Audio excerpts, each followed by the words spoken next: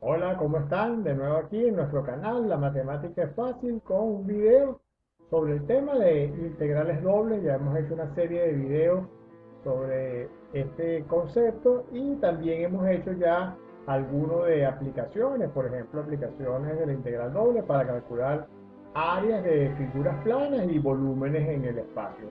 Vamos a hacer hoy otro tipo de aplicaciones y considero que el video es un video importante para entender la utilidad de este concepto. Entonces vamos a comenzar, espero que todos estén bien, que se cuiden bastante, pero vamos a comenzar de una vez con nuestro video. Recuerden, los que no se han suscrito, suscribirse al canal, la matemática es fácil y si les gusta el video, colocarle me gusta y cualquier comentario es bienvenido por nosotros para mejorar las cosas que estamos haciendo en el canal.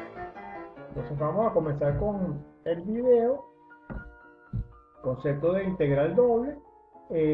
Lo vamos a aplicar en primer lugar para entender lo que es el promedio de una función. Por supuesto, estamos trabajando con funciones de varias variables, entonces tenemos una función definida en el plano de dos variables x y y queremos entender qué es lo que es el promedio de esta función sobre una cierta región, el promedio de los valores de esta función. Entonces, esta idea es una idea importante porque si uno piensa, la función toma infinitos valores, no necesariamente infinitos valores, pero está definida sobre un conjunto que es continuo, que es un conjunto no numerable.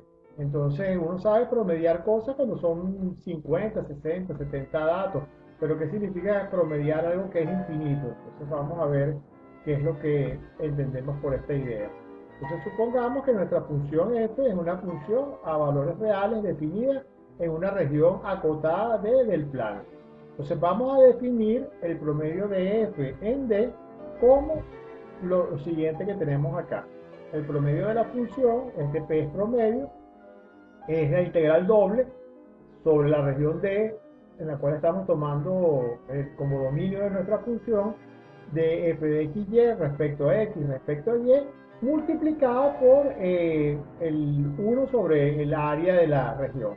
Esto juega casi el mismo papel que cuando uno calcula un promedio, es una suma, ¿verdad? Las integrales son sumas y uno tiene que dividir por el total de datos que uno está sumando. Igualito, esto juega ese mismo papel y de hecho uno podría encontrar esta fórmula si uno discretiza esta integral y se da cuenta de que realmente al hacer esto que tenemos acá, lo que estamos haciendo es calculando un promedio de los valores de la función, tomando después un límite cuando n tiende a infinito para que nos quede la integral doble. No voy a hacer la deducción ni nada, lo que nos interesa es la fórmula y cómo utilizarla. Entonces vamos a ADD, como ya les dije, esto no es ninguna propaganda política, no es AD ni ningún partido, es el área de la región D. La notación PDF, ya lo expliqué, es el promedio de la función f en esa región donde estamos considerando.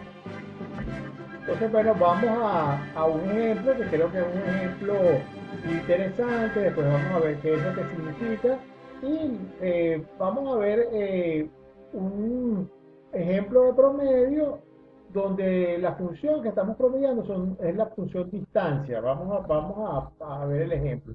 Entonces, hallar el promedio de la función f de x y igual a la raíz de x cuadrado más y cuadrado en el cuadrado 0,1 multiplicado por el 0,1 y fíjense que esta función, como les dije, representa la distancia que hay de un punto de este cuadrado al 0,0, al origen de coordenadas.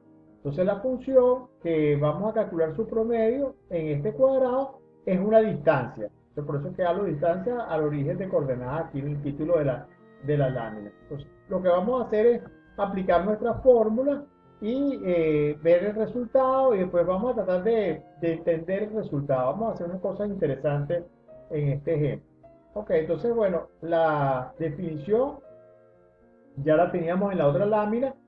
Como el área del cuadrado es 1, no hace falta multiplicar por el factor S1 sobre el área de la región, porque eso me daría 1 también. Entonces lo que nos queda es integrar sobre el cuadrado la función raíz de x cuadrado más y cuadrado de x de y. Entonces, claro, yo siempre les he dicho que si uno tiene algo como esto, lo mejor que uno puede hacer es pasar a coordenadas polares.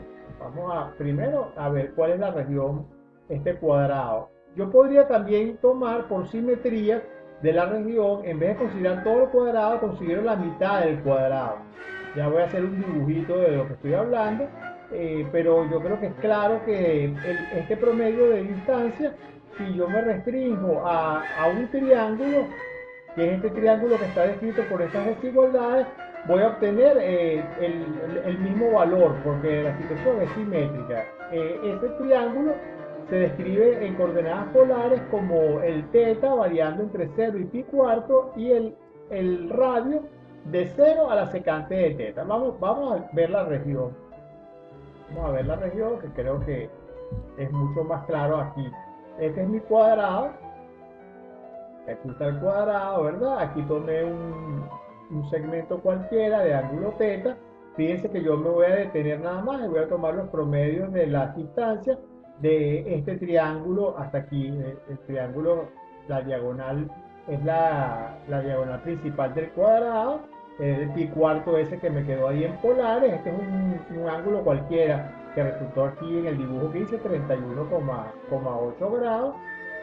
Y no tenemos necesidad de hacer la integral sobre todo el cuadrado, sino solamente restringirnos a la mitad del mismo, porque es simétrica la situación.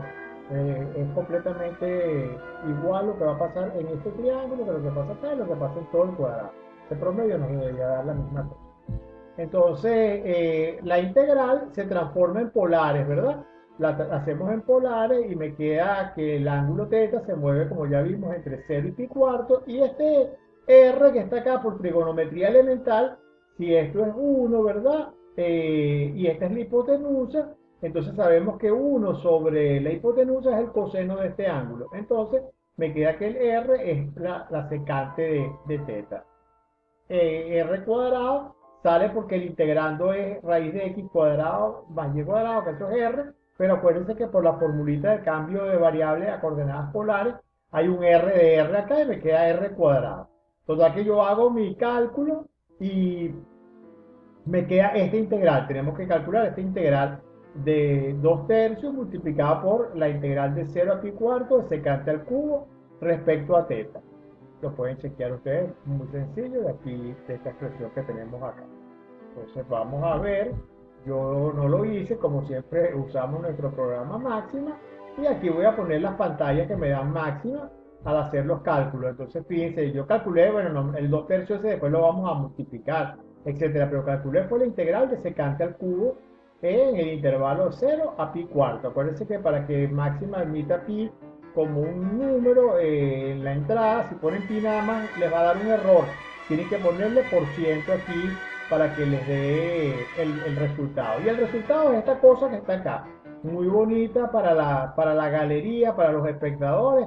Una fórmula bonita de hecho, pero lo que me interesa a mí es el valor numérico pues de ese resultado. Y lo hicimos de nuevo con máxima. Fíjense que usé la función float y este por ciento significa que voy a tomar esta entrada que está acá y float la devuelve en forma decimal.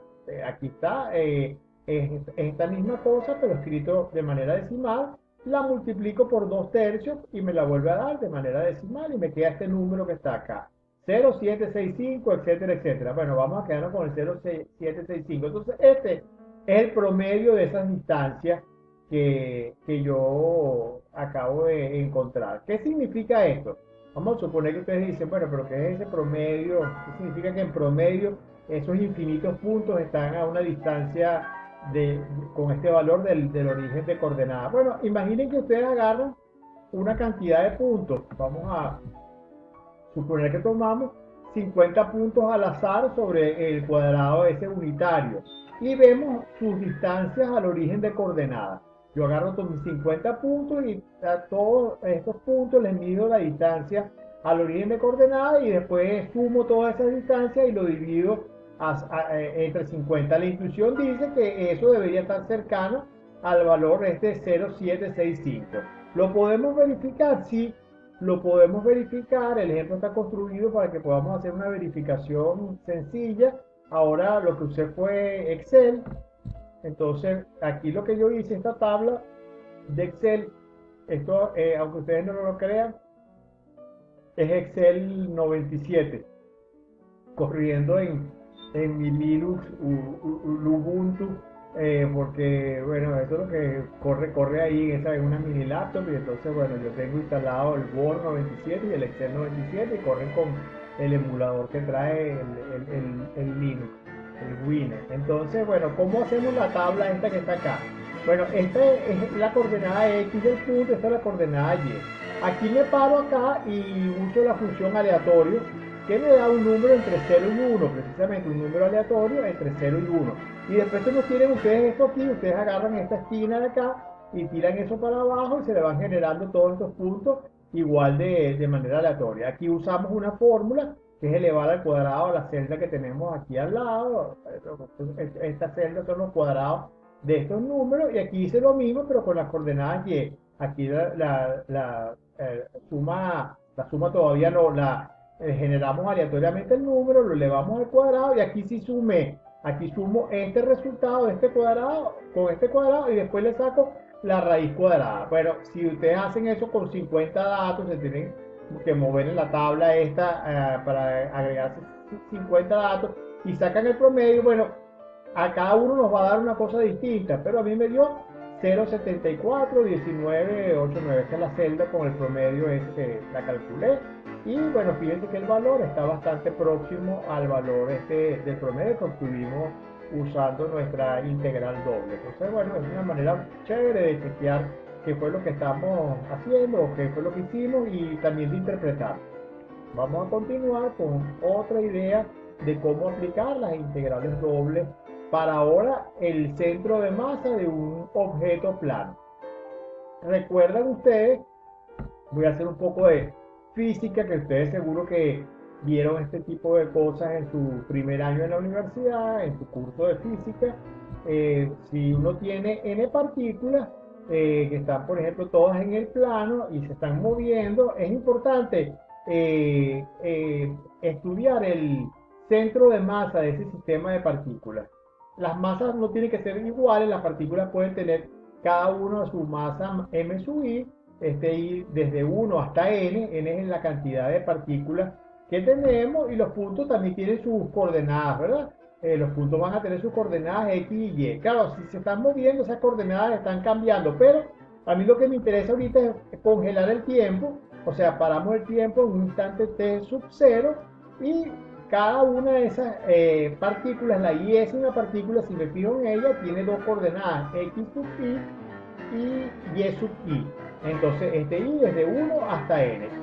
Ustedes aquí sí tienen que recordar su física de primer año de la universidad.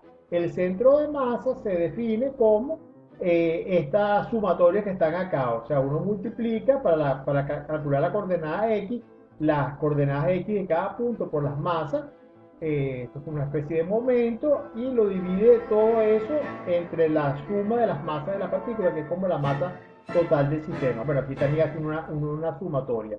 Y la misma historia para acá, para la coordenada y. Uno calcula la suma de y sub y multiplicada por su masa, m sub y divide por esto que, si vemos un momentico, es la suma de todas las masas, es decir, que es la masa del sistema de partículas. Entonces, esta es la masa total del sistema, también se puede llamar de esa manera. Esa deducción de esa fórmula uno la hace en física por torque, si mal no recuerdo, pero a los que tengan cualquier duda, por ejemplo, en el texto de Alonso Fin, con seguridad está incluso la deducción de esas ecuaciones del centro de masa de un sistema de n partículas. Nosotros queremos ver ahorita el centro de masa de un objeto plano, un objeto que está sobre el plano, o lo podemos pensar como un objeto plano. Es lo que yo llamo el caso continuo, porque cuando uno tiene n cosas, es lo que en matemáticas se llama caso discreto. Si ahora tenemos un continuo, o sea, un área o una región del plano con muchísimos puntos, infinitos de hecho, queremos ver cómo calculamos el centro de masa de esa región. La idea es un poco eh, ver lo que hicimos en el caso de finitas partículas y tratar de hacer los análogos continuos de esas expresiones. Aparecían unas sumas que se van a transformar en integrales de esta manera. Fíjense que el hecho de que las masas sean distintas, como ocurre en el caso de partículas, lo podemos interpretar en el caso continuo como que aquí hay una función de densidad ρ de x sub y que está definida sobre mi región D. La densidad no la tengo que asumir, que es uniforme, puede cambiar punto a punto sobre la región. Si yo multiplico, ¿verdad?, esta densidad por el elemento de área de x de sub y, nos va a dar la masa de un elemento infinitesimal de esa región que tenemos. Entonces pasamos a hacer los análogos. Fíjense, entonces la masa total de la región se calcula como la integral sobre D de ρ de xy respecto a x respecto a y. Entonces fíjense que aquí estamos obteniendo también cómo calcular la masa, es otra aplicación de una región del plano si se conoce su densidad. O sea, esa es la masa total del disco. Digo, aquí no es disco, es una región. O D no es un disco, es una región. Y la analogía con las fórmulas anteriores, entonces, es calcular igualito las integrales estas, reemplazan a la suma que teníamos antes. Fíjense que aquí abajo está la masa total, igual que en la fórmula que teníamos, y aquí aparece el X, como aparecía antes, multiplicado por esto, que es como la masa de un elemento infinitesimal, y se toman integrales. Entonces uno puede hacer, de nuevo, como les expliqué antes, en el caso del promedio, una explicación de que esto que se obtiene acá es un proceso de límite. Aquí lo dice, se puede obtener como un límite cuando el número de particiones que yo hago en la región esta de tiende a infinito, pensando que voy agregando como más partículas cada vez en la región que estoy considerando. Entonces, como les digo, no me interesa la deducción de la fórmula, pero uno puede hacer esto de manera formal y entender por qué esto es el centro de masa de una región con densidad variable. Vamos a la aplicación que tengo aquí en mente. Entonces, nos dicen que la densidad en cualquier punto de una lámina semicircular, como la que tenemos acá, o sea, tengo esta lámina, aquí está el cero, aquí está el cero, lo centramos donde nos conviene, es proporcional a la distancia que hay desde el centro del círculo al punto donde yo esté calculando la densidad. O sea, a medida que me voy alejando más, va aumentando la densidad, porque hay una cierta constante de proporcionalidad que me dice que tengo que multiplicar esa constante por la distancia para hallar la densidad de masa en un punto dado. Entonces nos piden que encontremos el centro de masa de la lámina. Bueno, una primera cosa que uno puede darse cuenta es que por simetría en la coordenada X de este centro de masa debe ser cero, porque es simétrico completamente con respecto al eje Y. O sea, el centro de masa tiene que quedar ubicado sobre el eje Y. Esto es un argumento físico que se puede chequear matemáticamente si ustedes sacan la cuenta con la fórmula que yo les acabo de poner. Es una cuenta sencilla, no hace falta ni siquiera pasar a coordenadas polares. Uno se da cuenta que aparece un X que toma valores positivos acá y negativos acá y las integrales son completamente iguales. Entonces se anulan esas dos contribuciones y me da que la coordenada X va a ser cero, o sea que el centro de masa va a estar en el eje de la Y. Entonces lo que sí no es tan obvio es dónde se ubica el punto Y del centro de masa o la coordenada Y de ese centro de masa que está acá. Es un punto acá. El centro de masa es un punto acá. La coordenada Y, bueno, siempre se toma referida al eje Y. Pero el centro de masa está acá. Lo que nos interesa saber es cuál es la Y de ese centro de masa. Vamos a hacer el cálculo de ese valor que si no es trivial, como lo que pasa con el eje de la X. Entonces vamos a seguir. Bueno, llamamos K para fijar ideas a la constante de proporcionalidad, que uno debe darse cuenta que esa constante, perdón, no tiene ninguna influencia en el resultado. Si uno calcula la coordenada y con una constante de 2 le va a dar lo mismo que con una constante de 3, etcétera. Pero vamos a llamarla acá para poder trabajar con nuestras fórmulas y escribir las cosas. Entonces la densidad está dada por rho de xy igual a k multiplicado por raíz de x cuadrado más y cuadrado. De nuevo, esta es la distancia que hay del punto al origen de coordenadas. Y sabemos que la densidad es proporcional a esa distancia.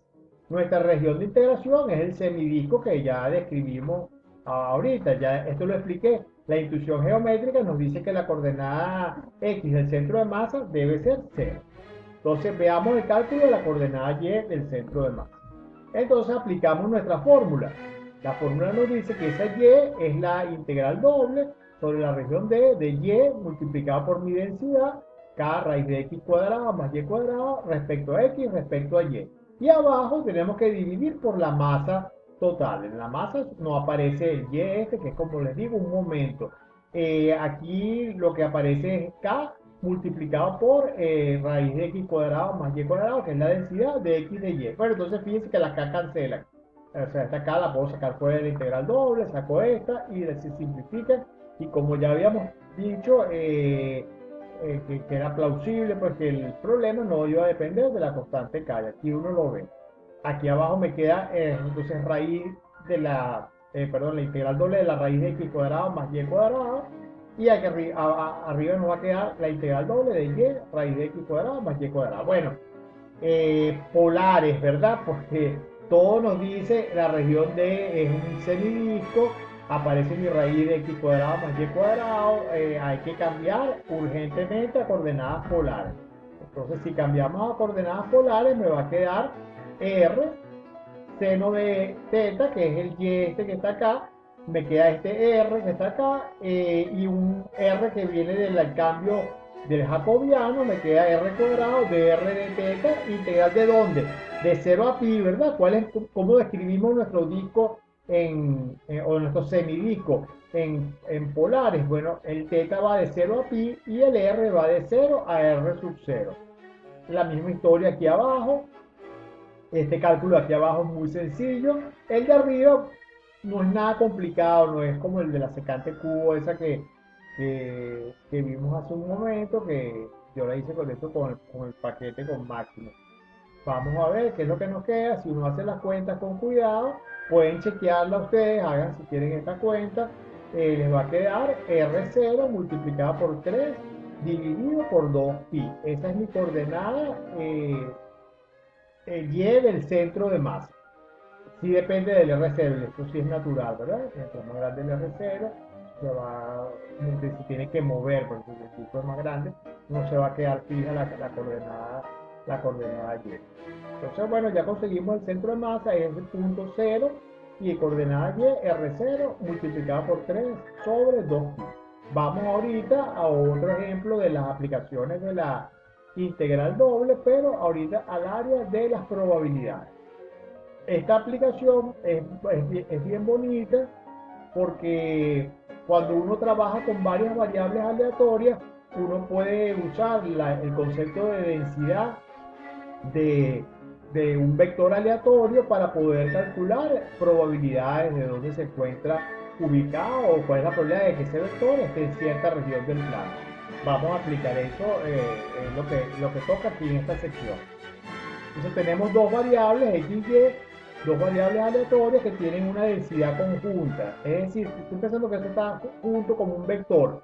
Esta densidad nos permite calcular la probabilidad P de que los valores de esta variable, esto es una nueva variable aleatoria, x y, estén en una cierta región D del plano. Esto, claro, es un vector y ese vector lo que estoy viendo es cuál es su probabilidad de que esté en una región D del plano usando el concepto este de densidad. Ya vamos a explicar la idea. Por ejemplo, fíjense, podríamos pensar que el X representa la altura de una persona y el Y representa su peso. Y que conocemos la densidad esta ρ de XY. La probabilidad entonces de que la persona tenga una altura entre 1,6 m y 1,8 m y que pese entre 70 y 100 kilos, se va a calcular como esta integral doble sobre este R es precisamente esto que está acá. Esto, si ustedes piensan, es un rectángulo, ¿verdad? Pues estoy dando un intervalo en X y un intervalo en Y. Aquí lo pongo, R es un rectángulo. Entonces, la función esta de densidad, el ρ de XY, tiene que cumplir ciertas condiciones para que pueda ser una función de densidad en este sentido de las probabilidades, no en el sentido de la masa, aunque tienen que ver las dos cosas. La función tiene que valer ser positiva, ρ de XY tiene que ser mayor o igual que 0 y la integral de esa función sobre todo el plano, fíjense que aquí tomo un límite de integración desde menos infinito a infinito y aquí de menos infinito a más infinito, eso me tiene que dar igual a 1 porque las variables tienen que estar en esos intervalos con seguridad. O sea, estoy calculando aquí el evento seguro y la probabilidad de ese evento siempre es 1. Entonces la función ρ de XY tiene que cumplir estas dos condiciones para que sea admisible. Entonces, fíjense, para resumir, la probabilidad de que mis variables x, y o este vector aleatorio esté en una región D, siempre la vamos a poder calcular como una integral doble aquí sobre D de la función ρ de x, y respecto a x respecto a y, si tenemos su densidad conjunta. Vamos a ver un ejemplo para fijar estas ideas. Entonces vamos a considerar una densidad de probabilidad que está dada de esta manera. Tenemos mis dos variables aleatorias, x y y, y supuestamente ellas tienen una densidad conjunta cuando las tomo como un vector, dada por ρ de xy igual a 4xy si x está entre 0 y 1 y y está entre 0 y 1. O sea que en el cuadrado unitario, de nuevo, este es el cuadrado unitario que vimos en un ejemplo anterior, la densidad vale 4xy y 0 en el resto del plano. En el resto del plano el ρ no se anula, pues no toma ningún valor mayor que 0. Vamos a ver qué es lo que nos piden en el ejemplo. Verificar que ρ es una densidad admisible.